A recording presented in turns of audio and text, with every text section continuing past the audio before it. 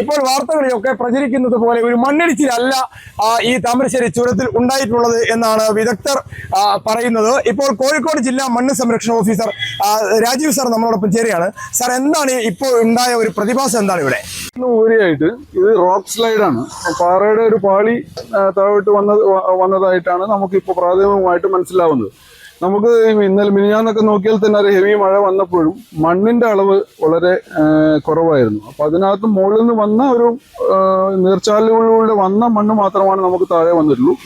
മറ്റത് മൊത്തമായി പാറ ആണ് നമുക്ക് താഴോട്ട് വന്നിരിക്കുന്നത്. അപ്പോൾ അതൊരു റോക്ക് സ്ലൈഡിന്റെ അതാണ്. അത് മുകളിലത്തെ ഒരു ഷീറ്റ് ഓഫ് റോക്ക്, ഉള്ളിൽ വെള്ളം ഇറങ്ങി ഒരു വെതേർഡ് റോക്ക് ഫിനോമിനം വഴി താഴോട്ട് വന്ന ഒരു ഇതായിട്ടാണ് നമുക്ക് പ്രാഥമികമായിട്ട് ഇപ്പോൾ മനസ്സിലാക്കി കഴിയുന്നത്. കൂടുതൽ കാര്യങ്ങൾ നമുക്ക് മഴയെല്ലാം മാറി ഒന്ന് വിശദമായി പഠിച്ചതിന് ശേഷം മാത്രമേ നമുക്ക് സാധാരണ കൊങ്കൺ പാതയിലൊക്കെയാണോ ഇങ്ങനെ ഉണ്ടാവാറുള്ളത്? കൊങ്കൺ പാതയിൽ വളരെ ഈ മഴക്കാലത്ത് വളരെ ഫ്രീക്വന്റ് ആയിട്ട് സംഭവിക്കുന്ന ഒരു ഇതാണ് ഇത്തരത്തിലുള്ള പാറ ഇടിഞ്ഞ് റെയിൽ പാളങ്ങളിലേക്ക് വീഴുന്നത്. അതേപോലത്തെ ഒരു ഫിനോമിനൻ എന്ന് പറയാൻ വയ്യ. എന്നാൽ തന്നെയും ഇവിടെ വളരെ എപ്പോഴും ഉണ്ടാകുന്ന ഒരു പ്രതിഭാസമല്ല. ഇതിപ്പോൾ കുറെ കാലങ്ങളായിട്ട് പാറയ്ക്കുള്ളിലൂടെ വെള്ളം ഇറങ്ങി സംഭവിച്ചിരിക്കുന്ന ഒരു പ്രതിഭാസമായിട്ടാണ് ഇപ്പൊ നമുക്ക് പ്രാഥമികമായിട്ട് കാണാൻ കഴിയും. നമ്മളുടെ അറിവ് വെച്ചൊരു 10-15 വർഷത്തിന് മുൻപാണ് ഇങ്ങനെ ഇതേപോലെ സമാനമായിട്ടുണ്ടായിട്ടുള്ളത്. അങ്ങനെയാണ് നമ്മൾ കേട്ടറിവാണ്. ഇത്തരത്തിലുള്ള റോക്ക് സ്ലൈഡ്സ് പണ്ട് ഉണ്ടായിട്ടുണ്ട് എന്നുള്ളൊരു പ്രാഥമികമായിട്ട് നമുക്കൊരു കിട്ടിയ വിവരം നമുക്ക് ഷെയർ ചെയ്യാൻ മാത്രം. സാർ, ഇപ്പൊ ഒരു പ്രതിവിധി എന്തായിരിക്കും ഇതിനിപ്പോ? മേഖലയിൽ എന്തെങ്കിലും അപകട ഭീഷണി മുകളിലുണ്ടോ? ഇപ്പോഴത്തെ സാഹചര്യത്തിൽ നമുക്ക് കോഴിക്കോട് നിന്ന് ഞങ്ങളുടെ ടീമിനും ഏറ്റവും മുകളിലോട്ട് പോകാൻ പറ്റിയിട്ടില്ല.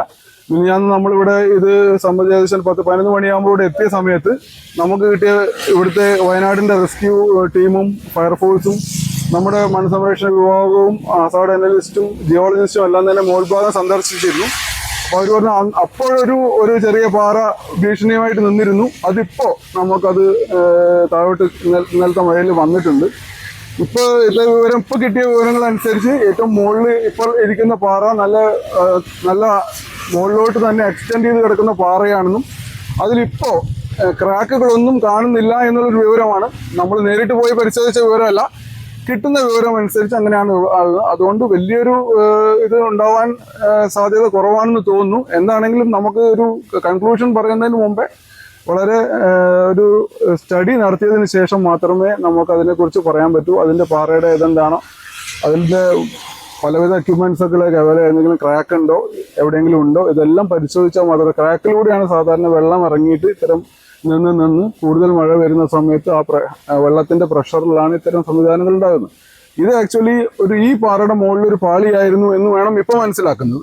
നമ്മൾ പ്രാഥമികമായി മനസ്സിലാക്കുന്നത്. കൂടുതൽ കാര്യങ്ങൾ നമുക്ക് വിശദമായ സ്റ്റഡിക്ക് ശേഷം പിന്നെ എന്തൊക്കെ മുന്നോട്ട് പോകുമ്പോൾ ചെയ്യണം എന്നുള്ളത് ജില്ലാ ഭരണകൂടങ്ങളും സർക്കാരുമാണ് തീരുമാനിക്കേണ്ടത്. ഇതിനൊരു പ്രതിവിധിയായി ഇപ്പോൾ നിർദ്ദേശിക്കപ്പെടുന്നത് കഴിഞ്ഞ ദിവസങ്ങളിലൊക്കെ നിർദ്ദേശം ഉയർന്നതുപോലെ കൊങ്കൺ പാതയിലൊക്കെ ഉള്ളതുപോലെ വലിയ ശക്തിയേറിയ കമ്പി വല ഉപയോഗിച്ച് ഇതിനെ തടഞ്ഞു നിർത്തുക എന്നൊരു പ്രതിവിധിയാണ് ഇവരടക്കമുള്ളവർ ഇപ്പോൾ നിർദ്ദേശിക്കുന്നത്.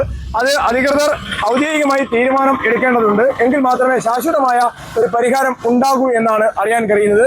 ഈ ചുരം വ്യൂ പോയിന്റിൽ നിന്നും വൈശാഖിനൊപ്പം CV ഷിബു, വയനാട് വിഷൻ.